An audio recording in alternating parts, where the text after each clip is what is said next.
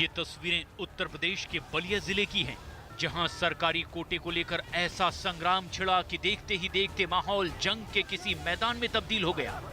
दो पक्षों के बीच हुए बवाल में ऐसी फायरिंग हुई कि पूरा इलाका थर्रा उठा। इसी फायरिंग के दौरान एक शख्स की गोली मारकर हत्या कर दी गई। WC दबंग है, उनसे बात विचार हुआ और उसी कहा सुनी हुआ, उसके चलते लेकर के हमारे पिताजी को निशान साध कर मार दिए गोली। बलिया के दुर्जनपुर में अंजाम दी गई घटना उस वक्त हुई जब गांव में ही सरकारी कोटी के राशन की दुकान का आवंटन किया जा रहा था। चौंकाने वाली बात यह भी है कि ये घटना जिस वक्त हुई उस वक्त पूरा प्रशासनिक अमला भी मौके पर मौजूद था।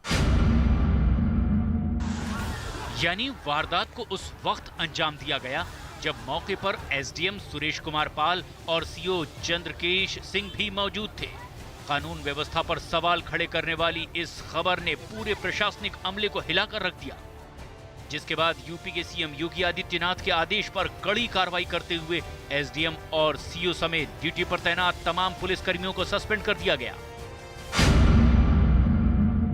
CO मौजूद थे, SDM मौजूद थे। उनके मौजूद होने के बाद भी जो ये कार्रवाई हुई है उसमें भी शासन द्वारा गंभीरता से उक्त प्रकरण लिया गया है और उक्त प्रकरण में भी कार्रवाई शासन स्तर पर की जा रही है।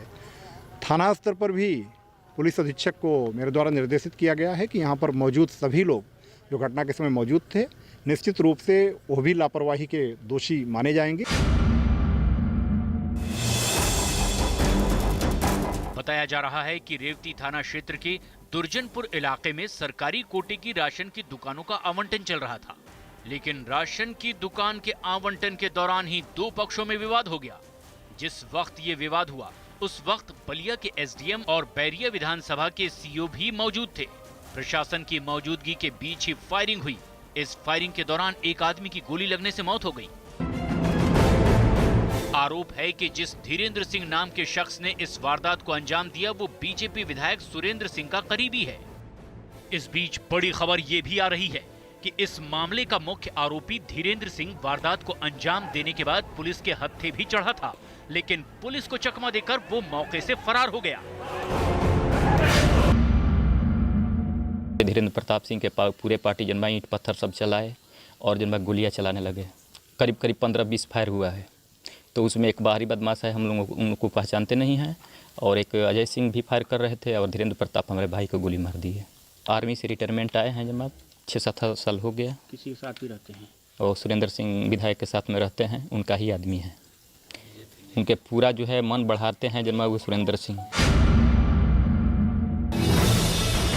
हालांकि जब न्यूज़ 18 इंडिया ने खुद इस मामले में विधायक सुरेंद्र सिंह से बात की तो उन्होंने भी आरोपी के साथ अपनी नजदीकियों को कबूल किया, लेकिन वारदात को लेकर वो लीपापोती करते नजर आए। और धीरेन्द्र प्रताप सिंह जी हमारे चुनाव में, लोकसभा के भी चुनाव में एक सहयोगी कार्यकर्ता के रूप में हमारा सहयोग भारतीय जनता पार्टी का सहयोग किए हैं। तो मैं कैसे कह सकता हूं कि मेरा सहयोगी नहीं है? बिल्कुल ही इसको मैं बिल्कुल मैं झूठ नहीं बोलता। हकीकत है कि हम BJP का वो सहयोगी था, लेकिन चूंकि गलत गोलीकांड जो है दुर्भाग्यपूर्ण है, इसको हम लोग अच्छा नहीं मानते। रही बात यह कि वो भाजपा के सहयोग में रहता था, लोकसभा चुनाव में भी और विधानसभा चुनाव में भी। कोई भी ऐसा चुनाव नहीं रहा जिस समय BJP का सहयोग परिवार ने किया। रही बात है कि राजनीति अलग चीज़ है। बैरिया विधानसभा क्षेत्र का तो हमारा सब सहयोगी है। तो सहयोगी होने का मतलब थोड़ी ना है कि कोई जो है कोई ये करेगा। इस वारदात में जिस धीरेन्द्र सिंह का नाम सामने आ रहा है उस पर पहले भी अधिकारियों के साथ बदसलूकी करने के आरोप लगे। बताया जाता है कि आरोपी धीरेन्द्र सिंह आर्मी से रिटायर है। फिलहाल इस सनसनीखेज मामले में पुलिस ने अब कड़ी कार्रवाई करनी शुरू कर दी है। और हमारे सहयोगी राजीव सिंह सीधे लखनऊ से हमारे साथ इस खबर पर ज्यादा जानकारी के साथ जुड़ रहे हैं।